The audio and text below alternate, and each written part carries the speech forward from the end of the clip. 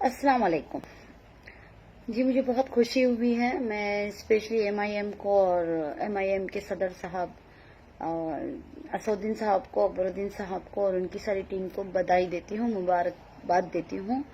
तहे दिल से कहती हूँ कि मुझे बिहार में जो हमारे कौम के 5 MLA असद साहब ने जो खड़े किए हैं, अल्हम्दुलिल्लाह रब्बिल आलमीन, बहुत खुशी होती है जब हमारे ही कौम के मुसलमान MP बन जाते हैं, हमारे ही मुसलमान MLA बन जाते हैं। माशाल्लाह अब MIM में 2 MP बन चुके हैं, एक तो सदर साहब खुद हैं और एक इम्तियाज जलील साहब है। दूसरी बात, और भी धीरे धीरे MLA बनते जाएंगे और कई कारपोरेटर हैं, सबको पता है। लेकिन एक छोटी सी इल्तिजा थी मेरी, मैं आप लोगों से अपने दिल की बात शेयर करना चाहती हूँ।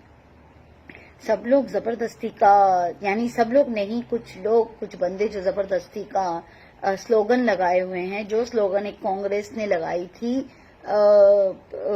विपक्ष होने के नाते। कांग्रेस ने एक स्लोगन लगाई थी कि असदुद्दीन साहब BJP के एजेंट है।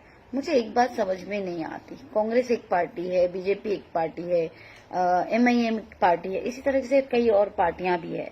तो मुझे ये कोई बताएगा कि ये स्लोगन पार्टी ने पार्टी को लगाई है, इसमें मुसलमानों का क्या दखल, किस बेस पे और किस सबूत पे ये हमारे मुसलमान के कुछ हैं जो इस्लाम के हमारे कौम के लोग, जो उनको घड़ी घड़ी एजेंट का लक़ब दे रहे हैं हमारे सदर साहब को। मेरी एक छोटी सी विनती है आप लोगों से कि क्या आप लोग जानते हैं कि किसी पे भी तहमत लगाना भी एक गुनाह है, अगर आपके पास उसके सबूत ना हो तो। आप लोग जो तहमत लगाते हैं, मैं उनसे एक छोटी सी बात पूछना चाहती हूँ।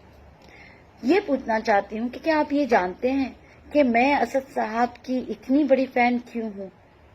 मैं उनकी पार्टी में हूँ या नहीं हूँ, मैं उनके कार्यकर्ता हूँ या नहीं हूँ, मैं उनकी तरफ से लड़ी हूँ या नहीं लड़ी हूँ, मैं उनकी तरफ से चुनाव लड़ना चाहती हूँ नहीं लड़ना चाहती हूँ, ये बात की बात है, ये अलग एक मुद्दा है।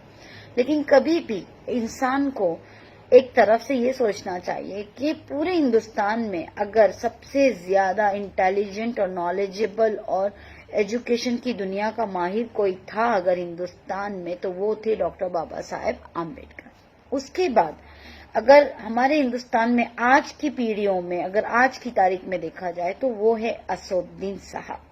अब मैं आपको सबसे पहले ये बता दूं कि मुझे कोई फर्क नहीं पड़ता है, कोई मुझे भक्त कहता है, कोई मुझे गाली देता है, मैं भक्ति करती हूँ असदुद्दीन साहब की नॉलेज की, क्योंकि मैं ये समझती हूँ कि जो इंसान वक्त पढ़ने पर किसी को अगर अपनी एजुकेशन से, अपनी नॉलेज से और संविधान के कानून की एक खुद चलता हुआ एक खुद में ही वो किताब है, यानी जो संविधान की किताब है वो खुद असदुद्दीन ओवैसी साहब में समाई हुई है, तो उनकी मैं कदर करती हूँ। मुझे कोई फर्क नहीं पड़ता असदुद्दीन साहब MIM के सदर हैं या वो क्या हैं, वो BJP के एजेंट हो सकते हैं जैसे कि आप में से कुछ लोग कहते हैं। मैं आप लोगों से एक बात कहना चाहती हूँ, रसूल सल्लल्लाहु अलैहि वसल्लम के भी कुछ हदीसें आप जानते होंगे और 1400-1450 साल पुराना हमारा इतिहास भी आप जानते हैं। हमें अगर हमेशा से नुकसान हुआ है तो मुसलमानों को ही मुसलमानों से नुकसान हुआ है।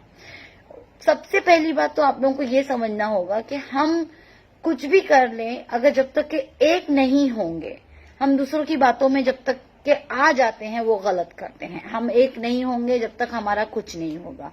हम दूसरों की बात सुनते हैं और उसी पे अमल करने लगते हैं, ना तो जैसे कि हम ना खाना खाते हैं, ना हमें अक्ल है, ना तो हम इंसान हैं, जैसे कि एक हैवान की तरह, एक जानवर की तरह हम जिंदगी जी रहे हैं। किसी ने कह दिया कि असदुद्दीन साहब एजेंट है तो एजेंट है, अब आपने सुना और बकना शुरू कर दिया।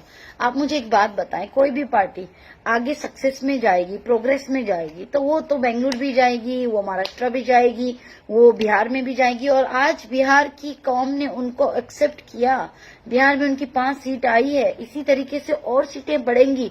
इसमें मेहनत की जरूरत है, इसमें بالकुल भी हमें गिबत करने की जरूरत नहीं है। एक पार्टी अगर अपनी मेहनत कर रही है तो उनके साथ आगे बढ़ें। मैं जानती हूँ हमारे में कई ना इत्तेफाकियां होंगी, हमारे में कई फिरके होंगे, लेकिन कहलाएंगे तो मुसलमान ही ना। अगर एमएलए भी बनते हैं तो अल्हम्दुलिल्लाह, असद साहब को तो मैं 100 बार सलूट करूंगी। सलूट है सर, सलूट है सर, सलूट है सर असद साहब आपको। आपने 5 एमएलए दे दिए आज मेरी कौम के, हमारी कौम के। आपने इम्तियाज जलील साहब जैसे इतने बड़े शख्सियत बना दी, एक एमपी बना दिया आपने। वारिस पठान साहब को हमारे महाराष्ट्र में एमएलए बनाया था आपने।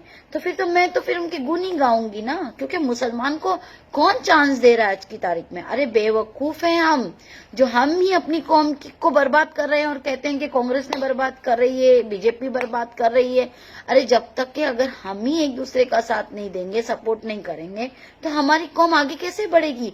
हमारी कौम में ना तो हम एजुकेशन अपने बच्चों को देना चाहते हैं, और जो एजुकेटेड है जो इंसान जो बता रहा है कि तुमको जब तक कि तुम पॉलिटिक्स में नहीं आओगे, जब तक तुम्हारा कुछ नहीं होगा। मुझे एक बात बताएं, असद साहब के ऊपर उंगली उठाने वाले, मुझे आपकी डिग्री बता दें, आप कौन से कॉलेज से पढ़े हैं, कौन सी स्कूल गए हैं, आप लोगों ने कितनी बार एमएलए का चुनाव लड़ा है, आप लोगों ने कॉर्पोरेटर का चुनाव लड़ा है, आपने एमपी का चुनाव लड़ा है, आप लोगों ने आखिर अपनी जिंदगी में किया क्या है, आप लोगों ने सक्सेस पाई है तो क्या। जस्ट किसी के बोलने पे वो स्लोगन लेके आप चलोगे। अरे कांग्रेस का काम है बोलना कि ये बीजेपी के एजेंट है, असदुद्दीन ओवैसी और एमआईएम, तो बोलने देना। चले बीजेपी के एजेंट भी अगर है तो आपका क्या जाता है। बन कौन रहा है, मुसलमान बन रहा है ना एमएलए। अरे एमपी कौन बना रहे हैं, मुसलमान बना रहे हैं ना। हाँ, अगर इतना ही कांग्रेस को था तो 70 साल 72 साल से मुसलमानों के साथ झक तो नहीं मार रही थी ना। कितने उसने एमएलए बनाए कांग्रेस ने, कितने एमपी दिए, कभी उसने हमारे लिए प्रेसिडेंटशिप दी, हमारे लिए पीएम प्राइम मिनिस्टर की मांग रखी कि हमारे मुसलमान कौम से वो खड़ा करेंगे। देखिए ये सारी चीजों में अगर हम उलझेंगे तो बहुत उलझ के रह जाएंगे। लेकिन भला कब होगा पता है, जब अपने वाले अपनों का साथ देंगे। मैंने पहले भी कहा, आज भी कहती हूँ, भले ही हम में लाख इत्तेफाकियां ना इत्तेफाकियां होंगी। और एक बात आपसे कहना चाहती हूँ, ना इत्तेफाकियों के साथ साथ असद साहब ने बाढ़ आने पे बारिश में कुछ नहीं किया, ये नहीं किया, वो नहीं किया। अरे भाई कुछ नहीं किया, और जब कर भी रहे हैं तो कहते हैं दिखावा कर रहे हैं, बस एक फैमिली को 10,000 दे रहे हैं, बस एक फैमिली को 12,000 दे रहे हैं। अरे मेरी एक बात तो सुन लीजिए, बाढ़ आने से ये अल्लाह की तरफ का तूफान था। असद साहब ने तो लाके किसी के घर में बाढ़ नहीं डाले थे ना। अब असद साहब अकेले एमआईएम की पार्टी उधर है क्या, जो वो सारी दुनिया मतलब पूरे हैदराबाद का पूरा करेंगे। जिन जिनको नुकसान हुआ है उनसे जितना होगा उतना ही करेंगे ना। नुकसान लाखों लोगों का हुआ है, तो असद साहब अकेले भी तो कुछ नहीं कर पाएंगे ना उतने लाखों लोगों का। जितना जिससे होगा उतना करेंगे। अब आप लोग ही सोचो, अगर 10,000 रुपया आप लोग कहते हैं कि इससे कुछ नहीं होगा, मैं भी मानती हूँ, लेकिन एक छोटी सी बात अगर दिमाग लगा के चलाई जाए तो 10,000 इंटू, अगर 1 लाख लोगों को भी नुकसान हुआ है, 1 लाख फैमिली को भी, तो 10,000 इंटू आप 1 लाख करें, कितने डिजिट आते हैं देखें, कितने करोड़ बनते हैं देखें।